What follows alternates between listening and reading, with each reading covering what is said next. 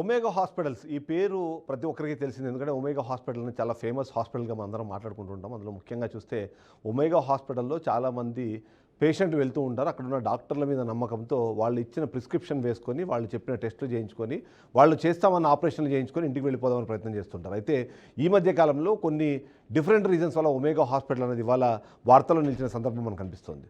అర్జున్ రెడ్డి అని ఒక సినిమా ఉంటుంది. ఆ సినిమాలో విజయ్ దేవరకొండ హీరోగా ఉంటాడు. ఆ సినిమాలో ఆయన ఒక డాక్టర్గా పనిచేస్తూ మత్తుకు బానిస అవుతాడు. ఆ మత్తు బానిసత్వం అన్నది పెరిగి ఆయన డ్రగ్స్ దాకా వెళ్తాడు. ఆ తర్వాత సినిమాలో క్లైమాక్స్ వెళ్ళేటప్పటికి ఇండియన్ మెడికల్ అసోసియేషన్ ఆయన్ని సస్పెండ్ చేస్తూ ఒక నిర్ణయం తీసుకుంటుంది. అంటే ఎవరైనా సరే డాక్టర్లు మత్తు పదార్థాలను సేవిస్తూ కానివ్వండి, వాటికి సంబంధించిన ఇన్ఫ్లుయెన్స్లో ఉన్నప్పుడు వాళ్లతో చికిత్స చేయించకూడదు, చికిత్స చేయకూడదు అనే ఒక నియమం వల్లనే ఇండియన్ మెడికల్ అసోసియేషన్ ఆయన్ని బ్యాన్ చేస్తుంది.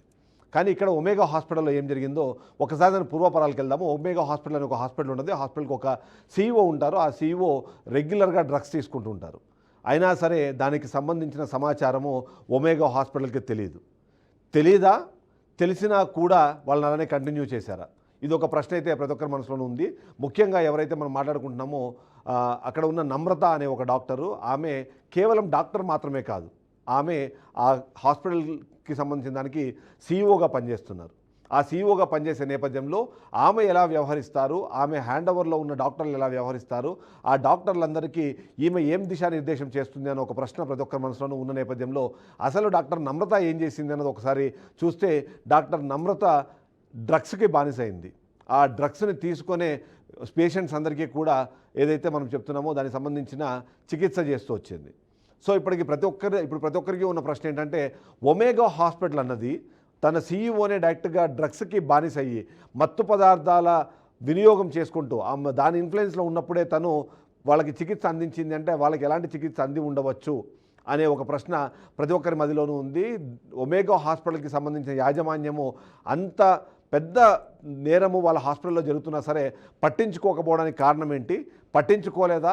తెలుసుకోలేకపోయారా? తెలిసినా సరే మిన్నకుండిపోయారు. ఎందుకంటే సీఈఓ స్థాయి వ్యక్తిని వదులుకోవడానికి, సీఈఓ స్థాయిలో ఉన్న డాక్టర్ని పక్కన పెట్టడానికి ఏ మేనేజ్మెంట్ ఒప్పుకోదు. కాబట్టి అదే కారణం చేతనే డాక్టర్ నమ్రతాని వాళ్ళు కంటిన్యూ చేశారన్న ఒక అనుమానం అయితే ప్రతి ఒక్కరిలోనూ ఉంది. సరే, అనుమానాల సంగతి పక్కన పెడితే ఇప్పుడు చాలామందిలో కొన్ని రకాల భయాలు ప్రారంభమైపోయినాయి. ఎందుకు అంటే మనం చూస్తుంటాము, డ్రింక్ చేసి డ్రైవింగ్ చేయడమే నేరంగా పరిగణించే ఒక దేశంలో మనం ఉంటున్నాము. డ్రైవింగ్లో యాక్సిడెంట్లు జరిగాయంటే వాటిలో డ్రంకెన్ కేసెస్ చాలా ఎక్కువగా కనిపిస్తుంటాయని చూస్తుంటాము. మత్తు పదార్థాల వినియోగంలో లేదా దాని ఇన్ఫ్లుయెన్స్లో ఉన్నప్పుడు ఒక వ్యక్తి ఒక బండినే నడపలేనప్పుడు, పెద్ద రోడ్డులో ఒక బండిలే నడపలేనప్పుడు వీళ్ళు వాళ్ళ దగ్గరకు వచ్చిన పేషెంట్స్కి చికిత్స ఎలా చేసి ఉంటారు? ఆ చికిత్స చేసే క్రమంలో వీళ్ళు నేర్చుకున్న డాక్టర్ కన్నా వీళ్ళు తీసుకున్న డ్రగ్స్కి సంబంధించిన ఇన్ఫ్లుయెన్స్ ఎక్కువ ఉన్నప్పుడు వాళ్ళు సరైన చికిత్స అందించగలుగుంటారా లేదా అన్న ఒక ప్రశ్న అయితే ప్రతి ఒక్కరి మదిలోనూ మెదులుతోంది. అందులో ముఖ్యంగా చూస్తే సీఈఓ స్థానంలో ఉన్న ఈ వ్యక్తి వాళ్ళ కింద ఉన్న డాక్టర్లలో ఎంతమందితో రెగ్యులర్గా పార్టీలు చేసుకునేది అనేది మరో ప్రశ్న. ఎందుకంటే కేవలం సీఈఓగా ఉన్న తను చేసిన చికిత్స పరంగా ఉన్న ఎవరైతే పేషెంట్స్ ఉన్నారో వాళ్ళకి ఏం జరిగింది అన్న విషయం కన్నా మొత్తంగా ఒమేగా హాస్పిటల్లో ఉన్న సీఈఓ ఒమేగా హాస్పిటల్ సంబంధించిన డాక్టర్లతో రెగ్యులర్గా పార్టీలు చేసుకున్నా లేదా ఈ డ్రగ్స్ వినియోగానికి సంబంధించిన అలవాటు వేరే డాక్టర్లకి చేసి ఉన్నా సరే ఒమేగా హాస్పిటల్ పరిస్థితి ఏంటి? ఒమేగా హాస్పిటల్ని నమ్మి ఎవరైతే చికిత్స చేసుకోవడానికి వెళ్ళారో వాళ్ళ సిచ్యువేషన్ ఏంటి అనేది ఇప్పుడు ఎవరికి అర్థం కాని పరిస్థితిలో మారిపోతుంది.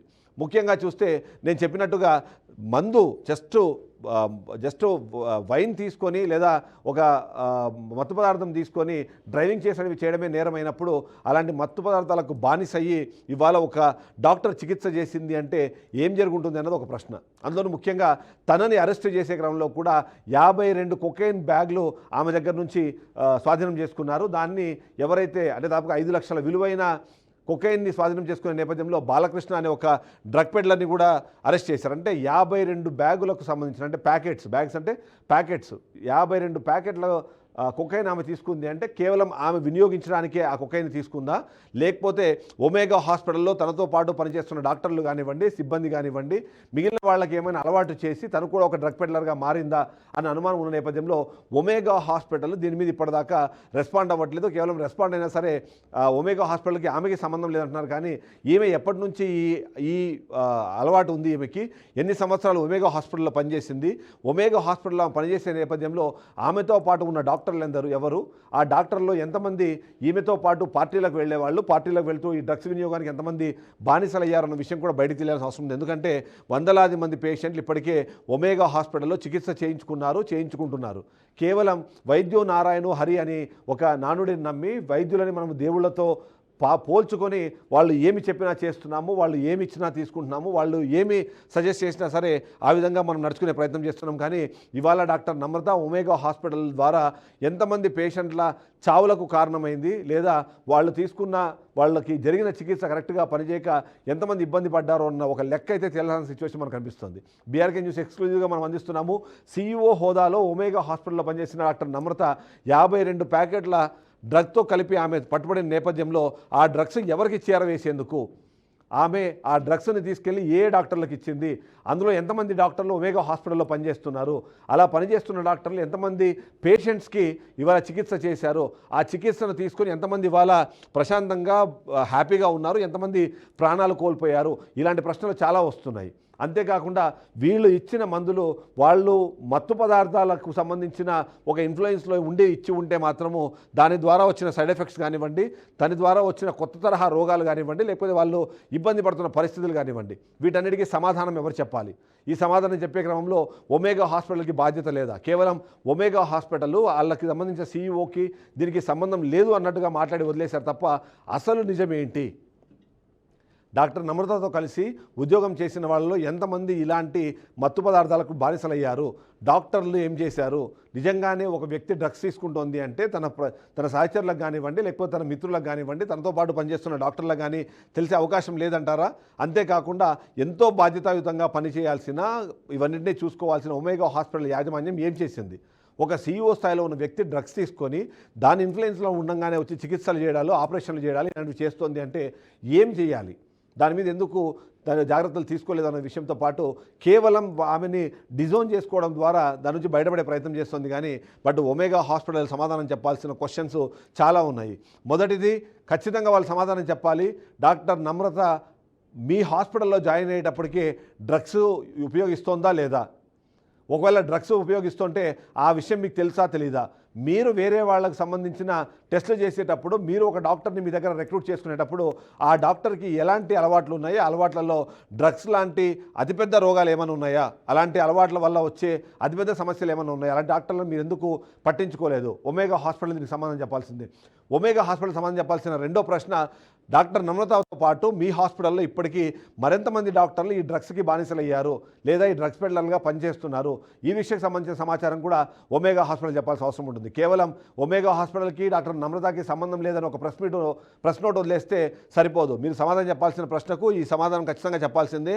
మీరు డాక్టర్ నమ్రతతో పాటు మరింతమంది డాక్టర్లు మీ దగ్గర ఈ డ్రగ్స్ ఇన్ఫ్లుయెన్స్లో చికిత్సలు చేస్తున్నారు.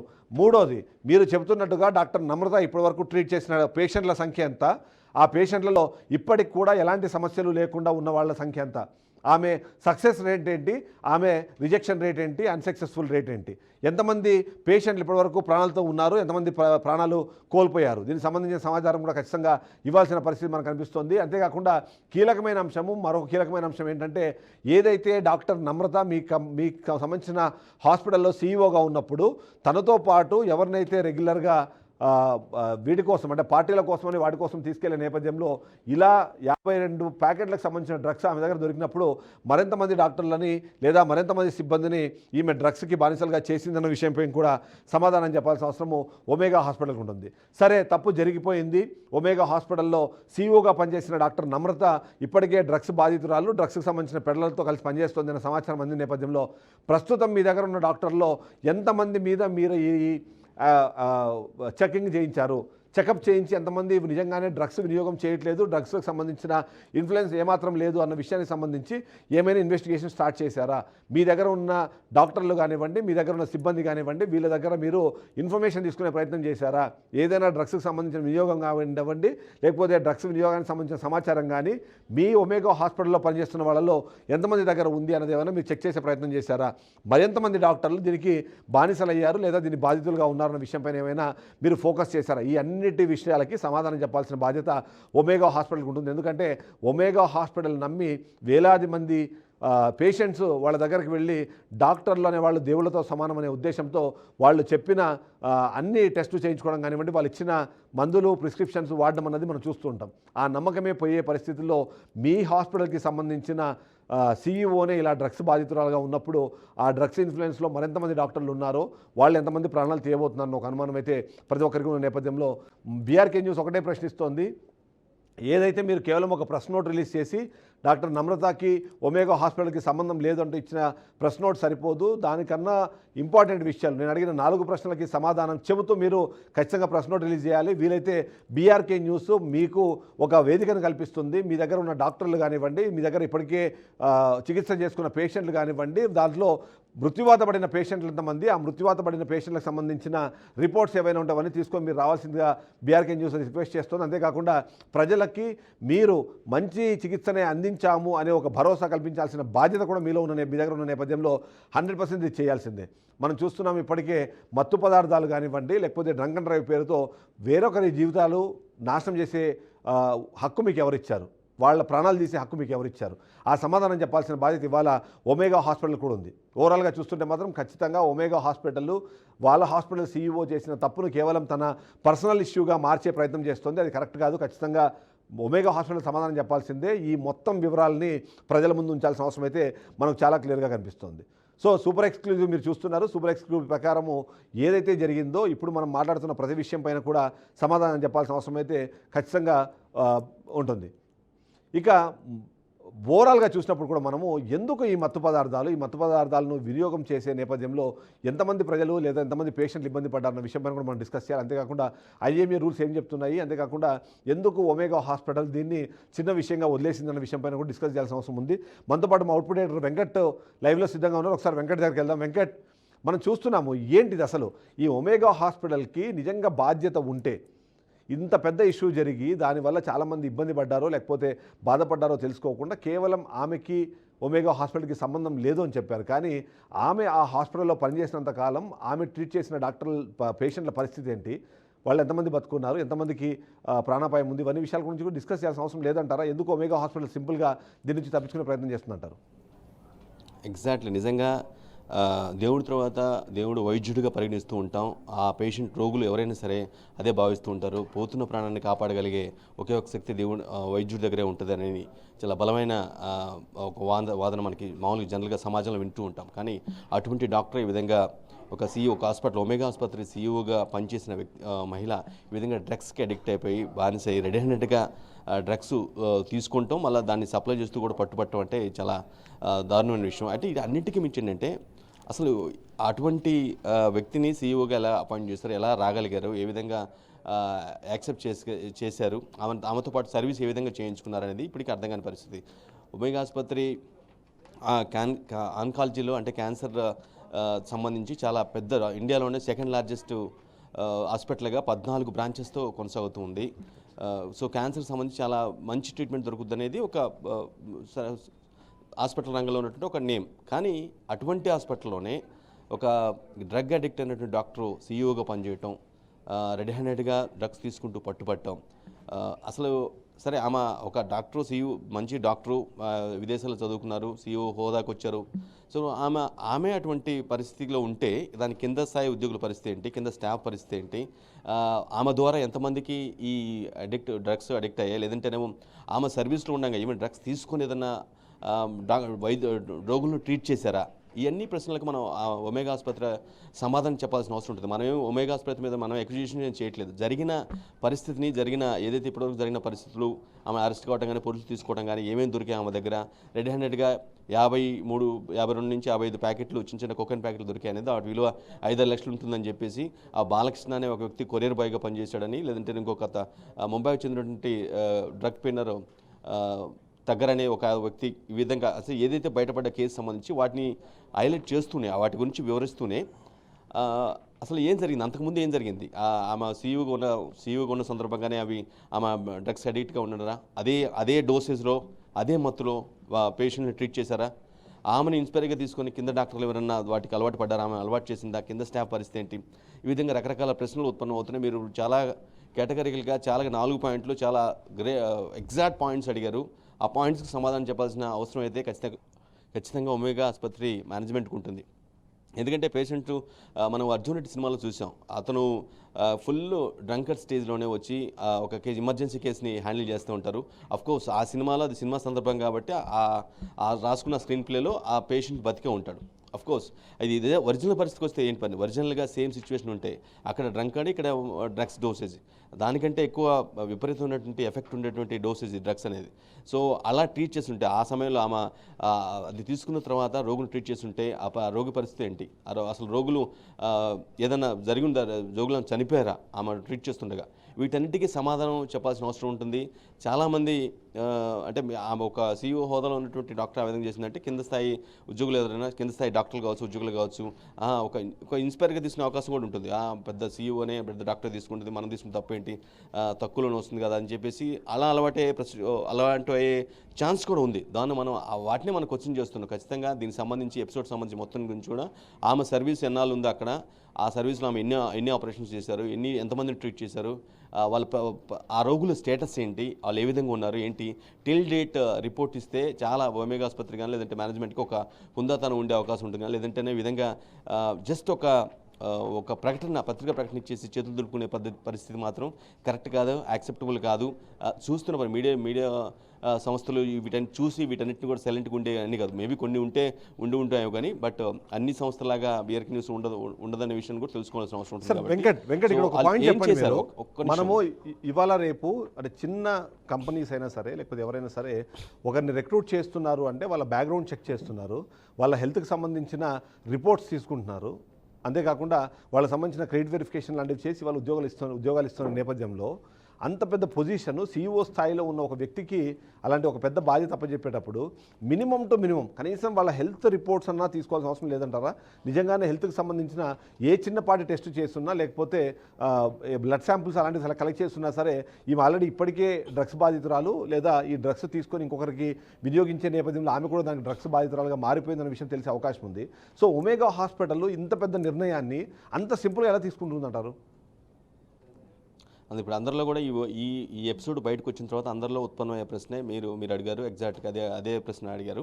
అయ్యే ప్రశ్నలు ఉత్పన్నం అవుతూ ఉన్నాయి. నిజంగానే ఒక డాక్టర్ని రిక్రూట్ చేయాలంటే, ఒక డాక్టరు విధుల్లో ఉన్నారంటే ప్రాణాపస్థితిలో వచ్చినటువంటి రోగులు ఎంతో మంది ప్రాణాలని కాపాడాల్సిన అవసరం ఉంటుంది, చాలా జాగ్రత్తగా ట్రీట్ చేయాల్సిన అవసరం ఉంటుంది, వారికి ఏం కాకుండా చూసుకోవాల్సిన బాధ్యత మొత్తం వాళ్ళకే ఉంటుంది.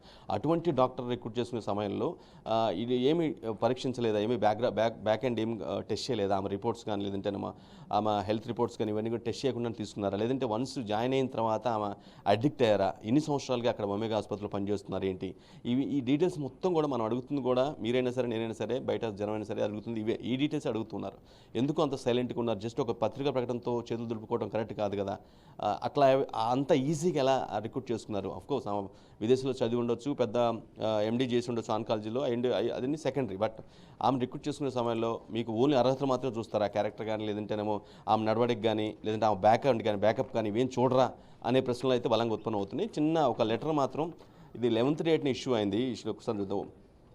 ఏదో CMD CH వంశీ మోహన్ పేరు మీద ఒమేగా హాస్పిటల్లో CMD chief managing director doctor CH Mohan Vamsi అనే పేరు మీద ఒక రికార్డ్ అయితే, ఒక లెటర్ అయితే బయటకు వదిలేరు. అందులో ఏం చెప్పారంటే స్పష్టంగా omega hospitals categorically clarifies that Dr. CH Namrata in recent media reports is not associated with our organization in any capacity. మా ఆసుపత్రిలో ఆమె ఎటువంటి పొజిషన్లో కూడా ఆమె లేదు, మాకు ఎటువంటి సంబంధం లేదనే ఒక వర్డ్ని ఒక అర్థం వచ్చేలాగా ఇక్కడ రాశారు. We emphasize that this is an isolated incident involving personal actions and Omega hospitals remains committed to its core mission of providing exceptional oncology and multi speciality care. ఇది మేము 1-2 సార్లు బలంగా ఏం చెప్తున్నాం అంటే, మేబీ ఆమె పర్సనల్గా సంబంధించి ఇది మాకు ఆసుపత్రికి ఎలాంటి సంబంధం లేదు, మేబీ ఆమె పర్సనల్ యాక్టివిటీ అయి ఉండొచ్చు. మేము మాత్రం కంటిన్యూగా మేము ఏదైతే కమిటెడ్గా ఉన్నామో ఆన్కాలజీలో ది బెస్ట్ సర్వీస్ ఇస్తూ ఆన్కాలజీతో పాటుగా మిగతా సేవలని రోగులకు అందించాల్సిన అన్ని రకాల సేవలు అందిస్తూ ఒక బ్రాండ్ ఏర్పాటు చేసుకుని దాన్ని కొనసాగిస్తాం, దాన్ని అలానే ఉంటాం అని చెప్పడం జరిగింది. As India's second largest oncology chain with over 14 hospitals across India, we have successfully treated thousands of patients with dedication and integrity. ఇండియాలోనే సెకండ్ లార్జెస్ట్ చైన్గా మా ఆసుపత్రి ఉంది. ఆల్మోస్ట్ 14 బ్రాంచెస్కు పైన క్యారీ చేస్తూ సేవలు అందిస్తూ ఉన్నాం. చాలామంది వేలాది మంది పేషెంట్ని ఒక అంకిత భావంతో ఒక నిజాయితీతో మేము ట్రీట్ చేసాం, సక్సెస్ఫుల్ చేసాం అనే వర్డ్ కూడా పెట్టడం జరిగింది. We urge the media and public to verify the facts before attributing unrelated personal conduct to our institution. తమ సంస్థకి ఏదైనా ఆపాదించే ముందు పూర్తిగా పబ్లిక్ కావచ్చు లేదా మీడియా సోర్స్లు కావచ్చు పూర్తిగా తెలుసుకొని మాట్లాడాలి అని పెట్టి ఒక చిన్న లెటర్ అయితే బయటకు వదిలేదు. దీని తర్వాత ఎటువంటి స్టేట్మెంట్ ఇవ్వలేదు, ఏమీ ఇవ్వలేదు. కేవలం జనరల్గా ఒక ఆసుపత్రికి డ్యామేజ్ అయ్యేదన్న బయటకు ఇన్సిడెంట్ బయటకు వస్తే జనరల్గా ప్రతి వాళ్ళు చేసేది ఇదే. కానీ మీరేం చేస్తున్నారు ప్రత్యేకంగా? మీరు మీ ఇంటిగ్రిటీని, మీ డెడికేషన్ నిరూపించుకోవాల్సిన అవసరం ఉంది. పేపర్లో అయితే రాశారు కానీ అది నిరూపించుకోవాల్సిన అవసరం అయితే మీకు ఓపెన్గా ఉంది కదా, అది నిరూపించుకోవాల్సిన ఒక పాయింట్ చెప్పండి వెంకట, మీరు ఒక పాయింట్ చెప్పండి. ఇక్కడ చాలా గ్రేట్గా చెప్పారు ఆయన. ఏంటంటే మేము ఇండియాలోనే సెకండ్ లార్జెస్ట్ ఆంకాలజీ చైన్ అని చెప్పేసి. అంటే మనం అందరికీ తెలుసు ఆంకాలజీ అన్నది ఖచ్చితంగా క్యాన్సర్ పేషెంట్ని ఎక్కువగా ట్రీట్ చేస్తుంటుంది. అంటే దాంట్లో సర్వైవల్ రేట్ అన్న దాని గురించి అంటే మనం ఎవరిని అఫెండ్ చేయడం కాదు కానీ బట్ సర్వైవల్ రేట్ అనేది చాలా తక్కువగా ఉంటుంది అన్నది ప్రతి ఒక్కరికి తెలుసు.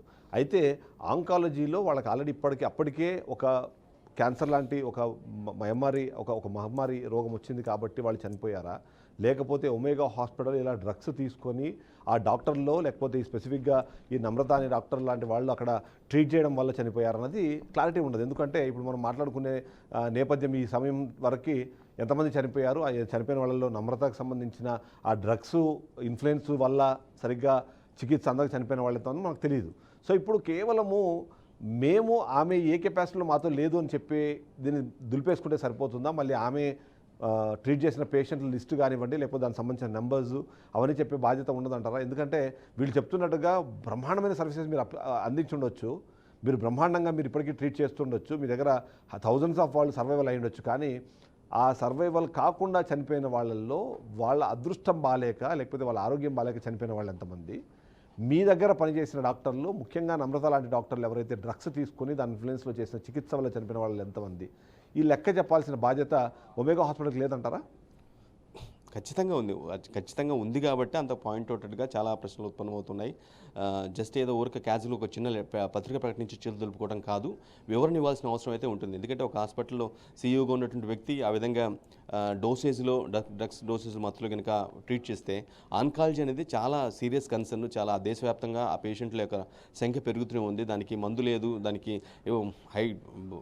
మోడర్న్ సోఫిస్టికేటెడ్ టెక్నాలజీ వచ్చి కొంత క్యూర్ చేసే పరిస్థితి ఉన్నా సరే చాలా సీరియస్ కన్సర్న్, సివియర్ డిసీజ్గా మనం కన్సిడర్ చేస్తూ ఉంటాం. అటువంటి ఆన్కాలజీ డిపార్ట్మెంట్ సంబంధించి దానికి పర్టికులర్గా ఆ క్యాన్సర్ రంగంలో క్యాన్సర్కి సంబంధించినటువంటి డిసీజ్ నిరోధించడంలో తమకు ఇండియాలోనే సెకండ్ లార్జెస్ట్గా చెప్పుకుంటున్నటువంటి ఈ ఒమేగా హాస్పిటల్ ఖచ్చితంగా మేనేజ్మెంటు దీనికి సంబంధించి ఆమె ట్రీట్ చేసినటువంటి ఆమె కాదు, డాక్టర్ నమ్రత, చిగురుపాటి నమ్రత, ఆమె బయట పడింది కాబట్టి తెలిసింది. బయట పడిన వాళ్ళ పరిస్థితి ఏంటి? చాలామంది ఇంకెంతమంది డాక్టర్ దానికి అలవాటారు, ఎంతమంది కింది స్థాయి స్టాఫ్ దాన్ని అడిక్ట్ చేసుకుని దాంతో ఉండిపోయారు, ఆ విధంగా ఎంతమంది ట్రీట్ చేశారు. ఈ ప్రశ్న రావడం కూడా కారణము వెంకట, ఇక్కడ ప్రశ్న రావడం కూడా కారణం ఏంటంటే, సరే ఒకవేళ తను డ్రగ్ అడిక్ట్ అయ్యి ఉంటే 1 గ్రామో 2 గ్రాములో లేదా 5 గ్రాములో కొని దాన్ని వినియోగించమన్న దాంట్లో పెద్ద అందరికి తెలిసిన విషయమే. అప్పుడు దాన్ని బాధితురాలుగా చూస్తాం.